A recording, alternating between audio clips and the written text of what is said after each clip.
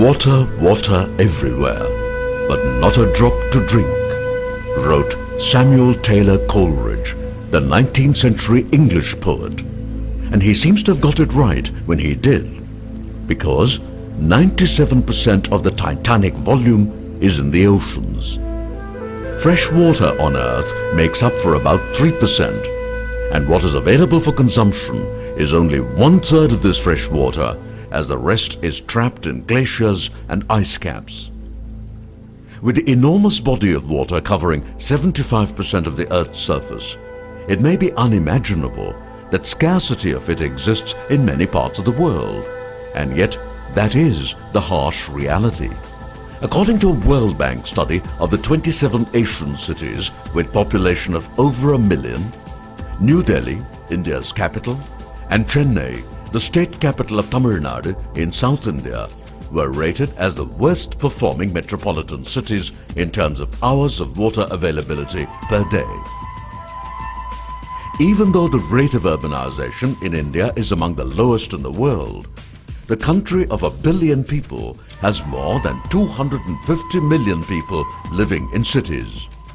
Experts predict that this number will increase and 50% of the country's population will start migrating to cities by 2020. The grim scenario does not stop only in cities in India.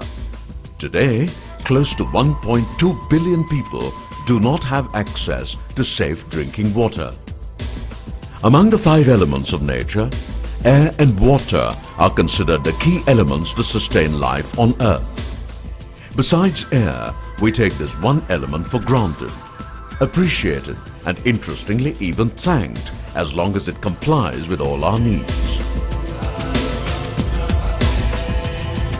Appreciation and gratitude brought on a new meaning at a Thanksgiving ceremony in Chennai, the state capital of Tamil Nadu in southern India. A conclave in early 2007 brought politicians from different states of different parties, agendas and philosophies to the same platform to thank one person with no political or religious affiliation. The person was Sri Sathya Sai Baba. Millions around the world know him as Bhagavan, Baba or Swami. He had yet one more time demonstrated his selflessness and infinite love for the entire mankind. Sri Sathya Sai Baba was born on November 23, 1926 in a remote village called Puttaparthi in rural Andhra Pradesh in southern India. Over the last several decades, Bhagavan's service projects exemplify his messages. Service to man is service to God. Love all, serve all.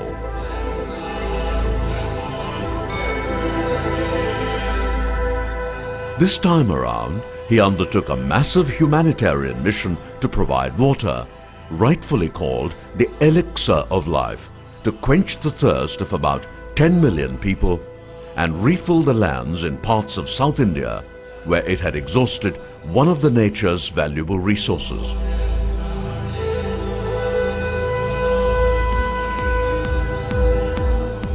Water shortage in Chennai had loomed over the city for more than 2 decades.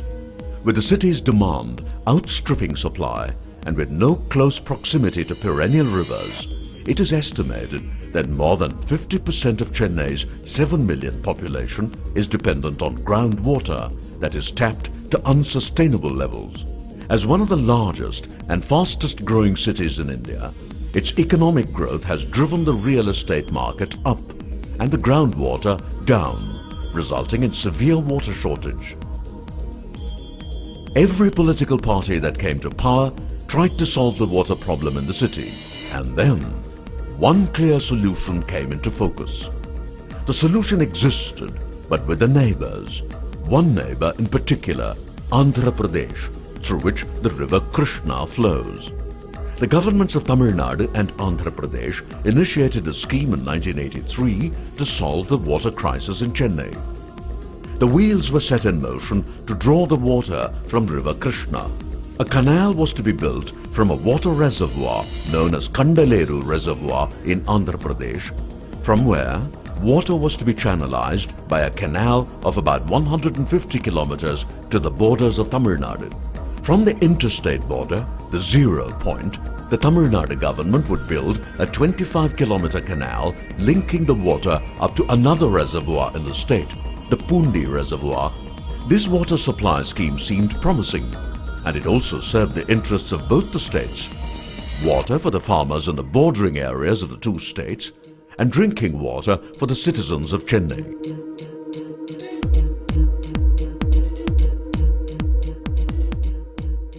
There was no such thing as free lunch for Tamil Nadu. It had to pay $160 million to get the elixir of life.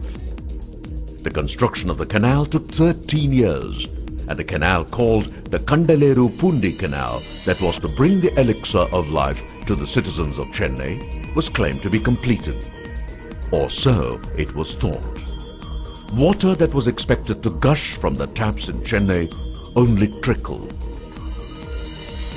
Then, a decade ago came the stupendous growth in the high-tech industries in the country. Chennai made sure that it was not left behind, and it started to woo the multitude of multinational companies while working in parallel to solve the water problem.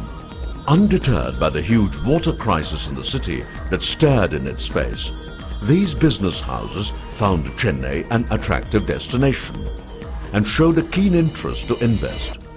Soon they came knocking, and the city opened its doors wide open to make room for them. The real estate developers tagged along. It was then that the knocking on the ground started driving the groundwater even deeper, sometimes more than 150 feet below the ground. Water was out of sight, maybe, but certainly not out of mind. Not for the residents of Chennai.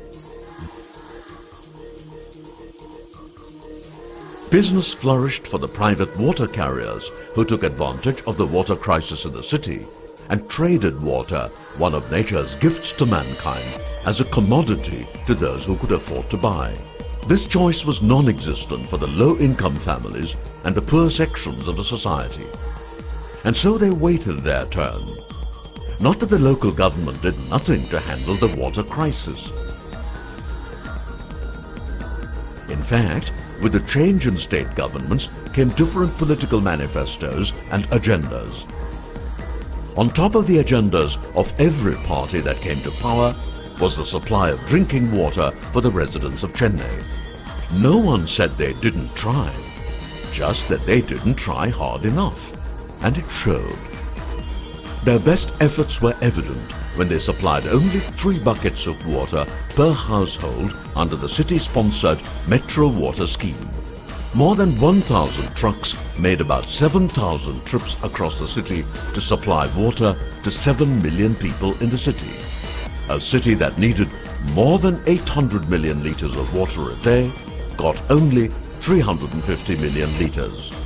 The water shortage in the city, besides bringing unwanted attention to the incapability of the state in taking care of one of the basic rights of its residents, also brought on a host of waterborne diseases. See, Chennai is a metropolitan city. We had health problems on many counts. First of all, the water that the city received, particularly the poorer sections, was of very poor quality. People could actually see worms in the water. Okay? Then you can imagine the bacterial content of the water. So as you can imagine, we had a lot of diarrheal diseases, a lot of gastroenteritis. The poor suffered hell of a lot. Then of course, when it's a city, you don't have just ground floor buildings all over the place. You have 2-storied, 3-storied, and sometimes even 4-storied flats where without lifts. And so how does the person on the 3rd floor get his water? He has to carry it up bucket by bucket or kodam by kodam. And India is famous for its diabetes and hypertension and heart problems. So there were many, we don't have statistics to give you, but there were many people whose heart problems got worse because they had to lug up water all these flights of stairs. And what little water you got, you learned to store it. You learned to store it. And store it meant every little cup, every mug, every bucket available was full of water. And with this, we had a great increase in the mosquito population of Madras, and we had such a lot of dengue and such other mosquito-related problems, and we lost many lives and children, young adults. I myself have treated victims of dengue fever. One night I got a call saying, that the residents were suddenly looking a different color. They were all turning blue. It was an emergency because what had happened was that the water received that day had been contaminated with nitrates, which is used in the fertilizer industry. And because of that, they had developed what is known as methemoglobinemia. And that is a kind of medical emergency. We had to rush people to the hospitals, to the various emergencies around, and it's really God's grace that we did not lose anyone that night. So, so all these things, a water shortage is not just thirst, it translates as sickness, as illness, as loss of man hours, as a lot of agony, a lot of misery. What Chennaiites resisted, persisted.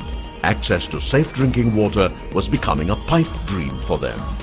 With rains failing to visit with each passing year, the scarcity of drinking water in Chennai had become a harsh reality. Its residents had little choice but wait for Mother Nature to help. Help did come from an unexpected form, again from the neighboring state Andhra Pradesh. Only this time the help was unconditional. The date, January 19th, 2002. The occasion was the first anniversary of the Sri Sathya Institute of Medical Sciences in Whitefield, Karnataka. This tertiary care super specialty hospital, a gift of love from Bhagavan, provides totally free treatment to patients in the areas of neuro and cardio sciences. It was here that Bhagavan declared that he was determined to provide safe drinking water to Chennai. Bhagavan has willed another at this sacred moment of time. There in the state of Tamil Nadu, Madras, there is no water. ఏదో ధనవంతులు లారీలతోనో లేక బండ్లతోనో తెప్పించుకొని త్రాగలుగుతున్నారు. Rich people can afford to buy water from long distances. ఈ బీద ప్రజలు ఏ నీటిని కొనుక్కోగలరు? How do you expect poor people to buy water? ఏ రీతిగా తన ప్రాణాన్ని నిలుపుకోగలరు? How can they continue to live? కనుకనే వర్షంతో పడినటువంటి ఆ గుంతల్లో నీళ్లు త్రాగి ఆరోగ్యాన్ని పాడు చేసుకుంటున్నారు. In fact, they just drink the water that was there in pits there out of the rain and spoil their health. కనుకనే ఎంత నష్టమైనా సరియే, ఎంత కష్టమైనా సరియే, మెడ్రాస్ కంతా కూడాను మంచి నీరు అందించాలని నేను Time and people stood witness to the unbridled love that Bhagavan has towards humanity and the underlying message of service, which is love in action. And it was time for love to act. Under Bhagavan's initiative, the proposed water supply project to Chennai was to be executed and bankrolled by the Sri Sathya Sai Central Trust that carries out all service projects of the Sri Sathya Sai organization. As per the original scheme, with the release of about 435 million cubic meters of water from the Kandaleru reservoir, after factoring in water losses en route due to evaporation and a minimal seepage, the anticipated volume of water to reach the city of Chennai was 348 million cubic meters. But what the city finally received was only 87 million cubic meters. Surveys and studies done at the canal site revealed what was amiss. Problems were not with the intention and the scheme, rather with the implementation of it. Faulty designs were causing massive water loss through seepage in the breaches on the canal wall and soil erosion. Harsh summer months too had added its villainous touch to the scenario, resulting in evaporation en route. Bhagavan took upon himself the responsibility of funding to rebuild the canal all the way from the Kandaleru's reservoir in Andhra Pradesh to Pundi in Tamil Nadu. Work began on a war footing starting at the source, the Kandaleru reservoir, and was entrusted to Larsen and Toubro. A leader in water projects for developing and providing water infrastructure in India, L&T, as they have come to be known, is also the largest multidiscipline engineering and construction company in the country. There was a canal existing called Telugu Ganga Canal. There is a dam existing and a reservoir called Kandaleru Reservoir. But the quantum of water available in those areas was so limited because of the design, and the water had to flow for 15 days to 3 weeks to reach Chennai, and that too when the capacity or the level is much higher. So it required a major renovation and re-engineering and strengthening the dam and increasing the capacity of Kandaleru Reservoir, and to allow the water to come fast and not much of leakage and wastage takes place, we have done a concrete lining in a mechanized fashion using also a vapor barrier with an imported polyethylene sheet. All this has helped us in seeing that the entire water which is released reaches in just one day from Kandaleru, which is about 160 kilometers away from Pune Reservoir in Tamil Nadu. The work which we have initially taken up was only in Andhra Pradesh, and that was done in a record time again, and mostly you can say most of the work was performed in 1 year, and operation and release of water and all that was organized in such a way that looks actually a Tamil Nadu minister commented afterwards that is like a mirror. The concrete lining has made it look like a mirror for him, because this side the lining of the canal was done with precast slabs and stone, and it looks so unprofessional. It's leaking. 20 to 30% of water is lost by leakages, and evaporation also is there. So he says, finally Tamil Nadu also said, Tamil Nadu government, the chief minister and others supported the program, and we are now at that to make the lining this side also equally good. That means all the water that is released from interstate agreement will come to Chennai within a short time with very little wastages, and every Chennaiite will get the required amount of water in a big city like a big metro like Chennai. For everyone to get enough water equivalent to something like 100 liters per capita per day is a fantastic achievement.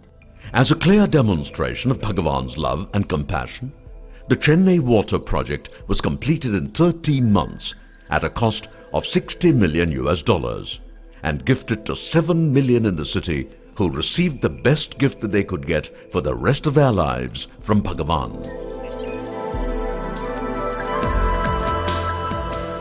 Not because they went to ask, but because